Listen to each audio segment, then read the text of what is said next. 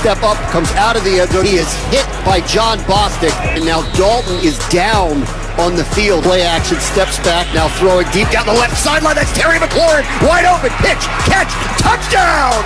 Touchdown, Washington! Okay, so this is obviously a very unusual Thanksgiving, but here's the good news, Max and Stephen A. We still have First Take. Happy Thanksgiving, y'all. And we still have football. And listen to this, Mr. Smith. We still have your Cowboys. And that's exactly where I want to start, fellas. Let's dive right into it because we got a couple games on deck here. So it's the Cowboys versus Washington. Now, Dallas is in a three-way tie for second with the Giants and today's opponent, Stephen A. Smith. Is it time to finally admit that Dallas is actually the best team in the NFC East?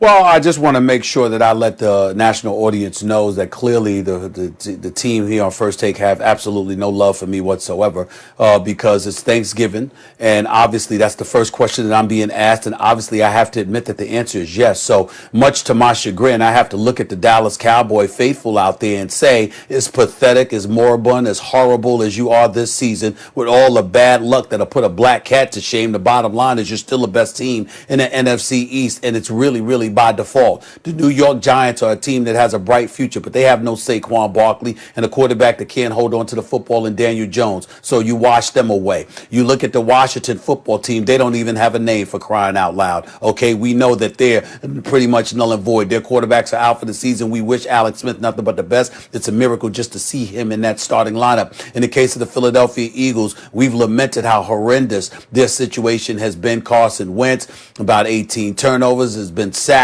Lord knows how many times, get knocked upside of the head over 40 times. This dude is all over the place right now. It's been a horrible season for him, and we understand how bad things have been for the Philadelphia Eagles. So by virtual default, even without the presence of a Dak Prescott, even with Ezekiel Elliott having only one 100-yard rushing game on this entire season, which just occurred last week, the Dallas Cowboys, by default, are the best team in the NFC East, unfortunately. No, first of all, no one's trying to hear that from you. You have the nerve to come out here on Thanksgiving of all days, where the Cowboys are on the slate every single year. Stephen A. Smith talking about the most nauseating fans ever, the Dallas Cowboy fans. No matter what, they will let you down. Are you actually sitting here today saying that the Cowboys, you are saying the Cowboys are the best team in the NFC East? You are saying the Cowboys? Am I getting this right? Yes. Yes, because the conference is the NFC East. It ain't even the NFC East. So it's actually apropos that they're the best team in the worst conference in the history of football. The NFC East has the Cowboys as the best team. I see that as very reasonable. Look, none of them are any good.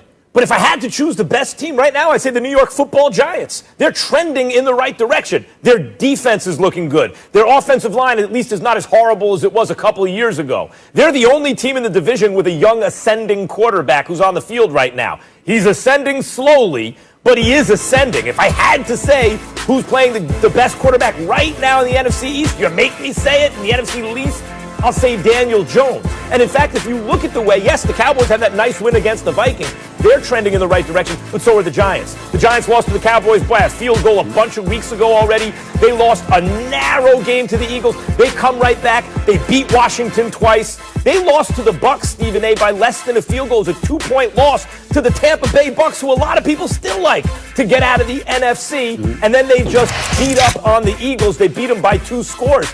They're the team trending in the right direction. They're the team with the defense. They're the team with the ascending quarterback. If you make me pick in this division, I'll take the Giants over the Cowboys right now. Well, first of all, here's where I think your argument is wrong. First of all, you talk about trending. Trending doesn't mean you have arrived. Trending means that you're going in a proper direction, but you're not there yet. That's number one. Number two, by the time they get there, Dak Prescott will probably be back, which means as a result, the Dallas Cowboys will have a quarterback that plays better than Daniel Jones. Number three, Saquon Barkley, again, is not there. What we have to applaud about the Giants is the fact that Joe Judge appears to be the right coach. David Gettleman and the Giants brass clearly have picked the right coach, where we don't know that about Mike McCarthy and the Dallas Cowboys. He doesn't seem to be the right coach for them. But they still have Ezekiel Elliott. They still have a CeeDee Lamb. They still have an Amari Cooper. They still have a decent offensive line. Their defense is horrid. They're dead last in the league in points allowed. They're dead last in terms of touchdowns against the pass with their passing defense. They're definitely dead last. We get all of that. But their offense is so potent that the New York Giants can only hope such a thing for them. And that's where I'm at with it. I think that it's plausible that the Dallas Cowboys are the better team right now, regardless of how the Giants are trending. Until they get there, we can't sit up there and say they're better than the Cowboys. I mean, they just ran through the NFC East pretty good, with the exception of the Cowboys, who they haven't played very recently. They just beat Washington twice and the Eagles. I mean, and by the way, as I said, came close. They really probably should have beaten the Bucs. That, to me, that's more impressive, I think, than actually beating the Vikings. But you talk about the Dallas offensive line being decent. No, it's not. Not anymore. Not really. The identity of Dallas and the reason we think of them the way we've thought of them in recent years has been the offensive line. They didn't just put a second-round pick in for an offensive third. They spent 4 out of 5 seasons drafting an offensive lineman in the first round. And that was the key to Ezekiel Elliott, as we're now seeing. And everything else, it was their O-line. That's not there anymore. It's gone. And that's not returning, not the way it was. So those Giants, the way you think of them, Cowboys, the way you think of them offensively is gone, right? But the Giants do have a new coach. You mentioned it yourself. And Joe Judge is doing a good job so far. And he has coached them up. And the defense is coming to get you. No, look, we're talking about 3-7 teams right now. We're not, we're splitting hairs among bottom feeders.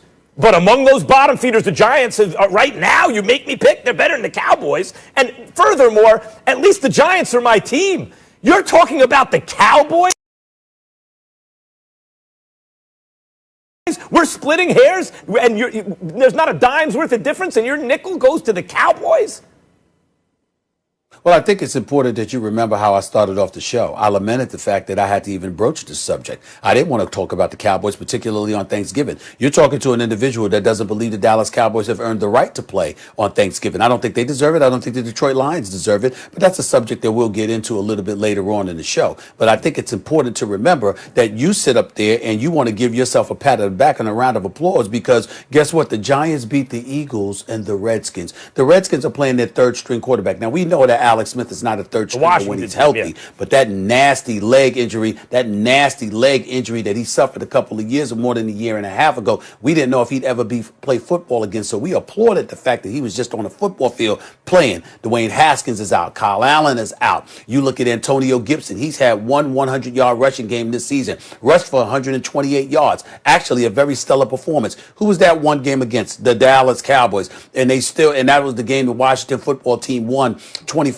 because the Dallas Cowboys elected not to show up. In the end, the Dallas Cowboys on the offensive side of the ball has talent, and they have more talent than anybody in the NFC East, as you so eloquently stated, regardless of their problems on the defensive side of the ball. And I think because of that, as of right now, with the specter of Dak Prescott coming back eventually, we all hope and pray, I think the Dallas Cowboys, unfortunately, are still the best team in the NFC East, because if one team was going to challenge them, it was supposed to be Carson Wentz and the Eagles, and we know how horrible they've been.